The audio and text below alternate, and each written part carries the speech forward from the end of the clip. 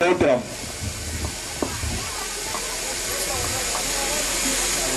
రత్నరాజు గారికి వందనాలండి.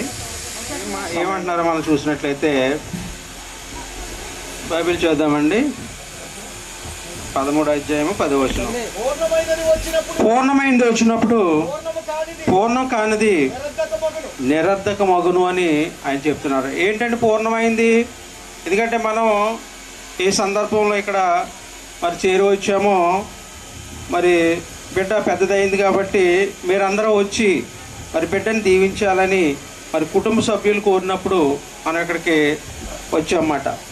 అదేవిధంగా మరి కొన్ని విషయాలను మనం తెలుసుకున్నాం. ఎంతవరకు సహోదరులు మరి చాలా విషయాలు చెప్పారు. ఇక్కడ పూర్ణమైంది వచ్చినప్పుడు అని పౌలు అంటున్నారు. ఏంటి పూర్ణమైందంటే, ఒకప్పుడు ధర్మశాస్త్రం ఉండేది. ఇజ్రాయేలీలకి దేవుడు ధర్మశాస్త్రం ఇచ్చాడు. తర్వాత ప్రభువైన యేసుక్రీస్తు ద్వారా దేవుడు క్రొత్త నిబంధన ఇచ్చారండి. ఇప్పుడు ధర్మశాస్త్రం ఎలా ఉంది? పూర్ణం కాంతిగా ఉందన్నమాట. మరి క్రొత్త నిబంధన వచ్చినప్పుడు పరిపూర్ణమైంది, దేవుని వాక్యం సంపూర్ణమైంది అనమాట. అలాగే ఇంకా కిందకి మనం చదివితే అదే మాటని మనం కొనసాగిద్దాం. 11వ వచనంలో, నేను పిల్లవాడినై ఉన్నప్పుడు, అంటే ప్రతి వారికి బాల్య దశ ఉంటుంది.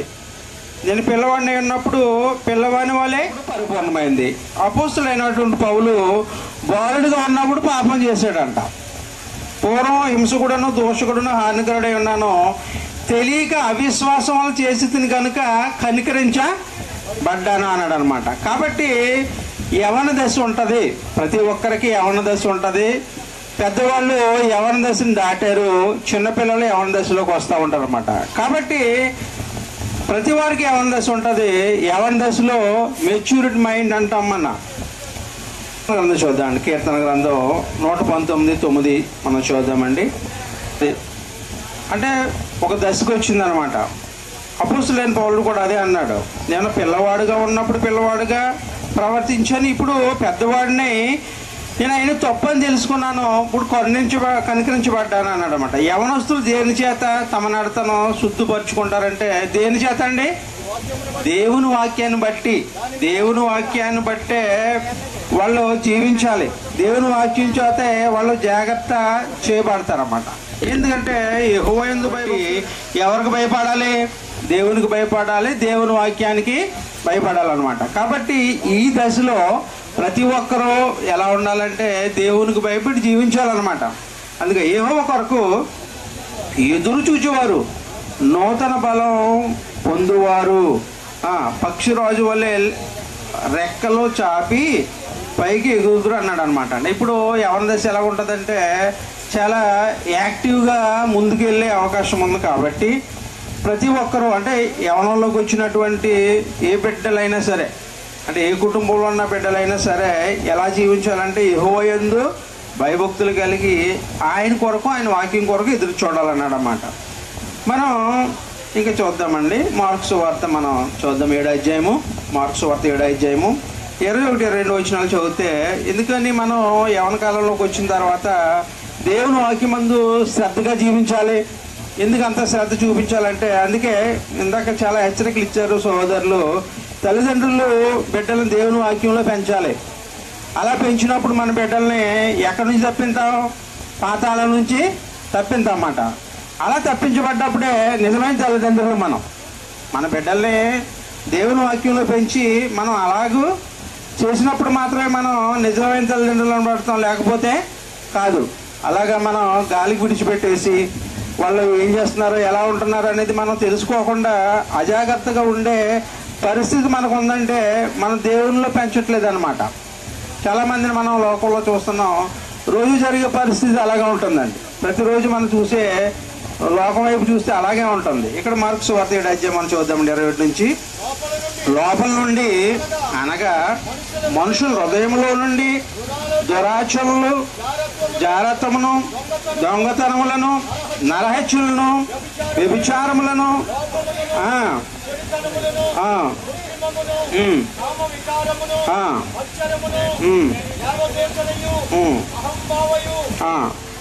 ఇవన్నీ వస్తాయన్నాడు అనమాట. అంటే సమూల నాశనం చేయాలనుకున్నాడు దేవుడు. ఆ సమయంలో ఎవరు కనిపించారంటే నోవాహు కుటుంబం కనిపించింది కాబట్టి దేవుడు వారి ద్వారా మనల్ని రక్షించాడు అనేది మనం చెప్పుకోవచ్చు అనమాట. ఇంకా మనకి కింద చూద్దాం.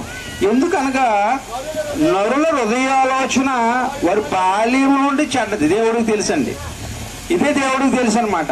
కాబట్టి నరులు ఎప్పుడు హృదయాలోచన ఎలా ఉంటుందంటే బాల్యం నుంచి చెడ్డది అన్నాడు. మనం ఇందాక చూసాం. అపోస్తలుడైన పౌలు ఏమన్నాడంటే, నేను తెలియక చేశాను, నేను బాలుండే ఉండగా చేశాను, ఇప్పుడు యవన కాలంలో ఉన్నాను అన్నాడు పౌలు. యవన కాలంలో ఉండి నేను పాపం చేయట్లేదు, తప్పు చేయట్లేదు, దేవుని వాక్యాన్ని ప్రకటిస్తున్నాను, దేవుని వాక్యంలో నేను తెలుసుకున్నాను, దేవుని వాక్యంలో నేను ఉన్నానని చెప్తున్నాడు అనమాట. నేను ఇప్పుడు చేసిన ప్రకారం ఇకను చేయను అన్నాడు దేవుడు. ఎందుకంటే దేవుడు తన ఉగ్రతను చూపించాడు అనమాట ఆ కాలంలో. కాబట్టి బాల్యంలో యవనస్తులు ఎలా ఉండాలో మనకి దేవుని వాక్యమే సెలవిస్తుంది. యాకోబు పత్రిక మనం చూద్దామండి, 3వ అధ్యాయము 3వ వచనం. గుర్రములు మనకు లోబడుటకై నోటుకు కళ్ళెం పెట్టి వాటి శరీరమంతయు త్రిప్పుదుము కదా. అంటే ఇప్పుడు యవన కాలంలోకి వచ్చినటువంటి ప్రతి ఒక్కరు హృదయ ఆలోచనలు వేరువేరుగా ఉంటాయి. కాబట్టి వాళ్ళకి కళ్ళు వేయాలంటే, వాడిని సన్మార్గంలోకి నడిపించాలంటే ఇక్కడ చెప్తున్నాడు అన్నమాట యాకోబు. ఏం చెప్తున్నాడండి? గుర్రాలకి ఎలాగూ కళ్ళెం పెడితే వాటి శరీరం అంతా మనం తిప్పగలుగుతామో అదేవిధంగా మనం త్రిప్పబడాలి. గుర్రానికి కళ్ళెం అంటే మనకేంటండి? దేవుని వాక్యం అన్నమాట అండి. మనం దేవుని చేత త్రిప్పబడతాం, దేవుని వాక్యం చేత మళ్లించబడతాం. మన సమస్తం కూడా దేవుని వాక్యం మనల్ని ఆధీనంలో పెడుతుంది అనమాట. కాబట్టి గుర్రాలకి ఎలాగైతే ఉంటుందో యవన కాలంలో ఉన్నటువంటి బిడ్డలకి దేవుడు ఏమి ఇచ్చాడంటే దేవుని వాక్యాన్ని ఇచ్చాడండి. మనం చాలా ఇస్తుంటాం మన బిడ్డలకి, ఉద్యోగం, చదువు, లేకపోతే ఆస్తి ఐశ్వర్యాలు మనం ఇస్తూ ఉంటాం. దేవుడు తన వాక్యాన్ని ఇచ్చాడు. ఎందుకంటే బిడ్డలో నశించిపోవడం దేవునికి ఇష్టం లేదు. కాబట్టి ఆ విధంగానే మనం మన బిడ్డలు పెంచాలనేది దేవుని హెచ్చరిక. దేవుని వాక్యం అందరినీ హెచ్చరిస్తుంది. మన చివరిగా ఒక వచనాన్ని మనం చూసుకుందామండి. యోహాను సువార్త 15వ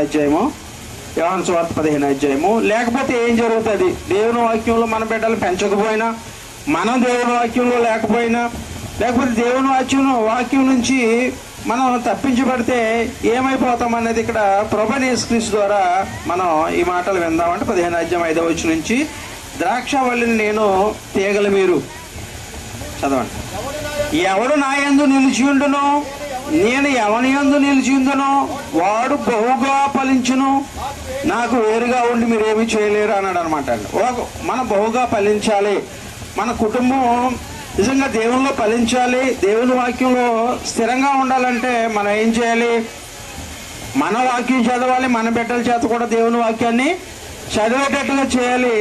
అది వారికి ఎప్పుడైతే అలవాటు చేస్తామో ఆ అలవాటు వారికి ఎప్పుడూ ఉంటుంది అనమాట. మనం ఉన్నా లేకపోయినా వాళ్ళు దేవుని వాక్యంతోనే ఉంటారు. ఈవేళ పరిస్థితులు ఎలా ఉన్నాయంటే చాటుగా మరి మొబైల్స్ వాడుకోవటం, మరి టీవీలు చూడటం, ఇలాగే కానీ దేవుని వాక్యాన్ని చదవాలని ఎవరికి ఆసక్తి లేదు. ఎందుకంటే ముందు తల్లిదండ్రులకు ఉంటేనే మరి బిడ్డలకే ఉంటుంది, వారికి లేనప్పుడు ఇంకెవరికి ఉంటుంది? కాబట్టి కింద వచనం కూడా చూద్దాం ఏమవుతుందో ఇక్కడ చెప్తున్నాడండి. ఎవడైనా నా యందు నిలిచి ఉండని ఎడల వాడు తీగ వలె బయట పారవేయబడిను అన్నాడు, ఎండిపోతాడు. అట్టి వాటిని పోగు చేసి మనుషులు అగ్నిలో పడవేతురని ప్రభువైన యేసుకి చెప్పారన్నమాట అండి. ఎవడైనా నా యందు నిలిచి ఉండాలి. ద్రాక్షవల్లిని నేను అన్నాడు అన్నమాట. ద్రాక్షవల్లి అంటే కింద మనకు తెలుసండి, కింద నుంచి కాండం నుంచి ఉండే ద్రాక్ష చెట్టు, లేకపోతే ద్రాక్ష తీగ కాదు, కింద నుండి ఉండే చెట్టు, దానికి వచ్చే తీగలం మనం. కాబట్టి ద్రాక్ష తోట యజమాని తండ్రి అయిన దేవుడు ఇప్పుడు ద్రాక్ష తోట యజమాని ఏం చేస్తాడంటే పనికిరాని తీగలను కట్ చేసి పడేసి అగ్నిలో పడేస్తారన్నమాట. ఎరిగిళ్ళ అగ్నిలో ఎండిపోతాయి, పడేస్తారు. కాబట్టి ఏమవుతాము అంటే దేవుని వాక్యం లేకపోతే ఈ తీగల వలె దేవుడి నుంచి వేరు చేయబడి కత్తిరించి పడేసి అగ్నిలో పడవేసినట్లుగా ఉంటాయి. కాబట్టి మనం దేని నుంచి తప్పించుకోవాలంటే పాతాళం నుంచి తప్పించుకోవాలన్నా, లేకపోతే మన బిడ్డను తప్పించాలన్నా మనం ఎల్లప్పుడూ కూడా దేవుని వాక్యం చదువుతూ దేవుల్లో ఎదుగుతూ లేకపోతే ప్రార్థన చేస్తూ ఈ విధంగా మరొక కుటుంబం ఉన్నప్పుడు వారు ఏమవుతారంటే ఈ భూమి మీద ఆశీర్వదించబడతారో దేవుని దీవెనలు ఆశీర్వాదాలు పొందుకుంటారనేది దేవుని వాక్యం మనకి సెలవిస్తుంది. కాబట్టి తల్లిదండ్రులైన వారు వాళ్ళ బిడ్డలు ఎలా పెంచాలంటే స్త్రీ అయినా సరే పురుషుడైనా సరే, అంటే బాలురు బాలికలు అంటాం మనం, వాళ్ళని ఎలా పెంచాలంటే దేవుని వాక్యంలో పెంచాలనేది దేవుని వాక్యం సెలవిస్తుందండి. కాబట్టి వారి తల్లిదండ్రులకి దేవుడిచ్చే హెచ్చరిక ఏంటంటే వారి బిడ్డల్ని ఎలా పెంచాలో యవ్వన కాలంలో తెలియజేస్తుందండి. అలాగే మనందరికీ కూడా దేవుని వాక్యం ఆ విధంగానే సెలవిస్తుందండి. వారు కూడా అండి వారి తల్లిదండ్రులు వచ్చి మరి వారి బిడ్డ గురించి శ్యామ్ గారు రండి. రెడ్డి సహోదరులందరికీ వందనాలు తెలియపరుస్తున్నానండి. అటు రీతిగా గ్రామ సభ్యులు, కుటుంబ సభ్యులు మరి మా కుటుంబాన్ని మమ్మల్ని ప్రేమించి మరి మా కుమార్తె విషయంలో మీరందరూ దీవించి ఆశీర్వదించాలని, అలాగే ప్రభుని యేసుక్రీస్తు వారు కూడా మనుషుల దయందు దేవుని దయందు కూడా అభివృద్ధి చెందారు. అటు రీతిగా మీరందరూ కూడా మా బిడ్డని దీవించి ఆశీర్వదించాలని మరి ప్రభు పేట మనవి చేస్తున్నానండి. వాళ్ళని ఎంతో ప్రేమించి మీరందరూ వచ్చినందుకు మరి ప్రభు అనే యేసుక్రీస్తు వారి ద్వారా తండ్రిని దేవుని స్తుతించున్నానండి. మరి మీరు భోజనాలు అయిన తర్వాత ప్రతి ఒక్కరు కూడా వచ్చి మరి మా బిడ్డను ఆశీర్వదించాలని ప్రభు పేట మనం చేస్తున్నానండి. అందరూ ఉన్నానండి.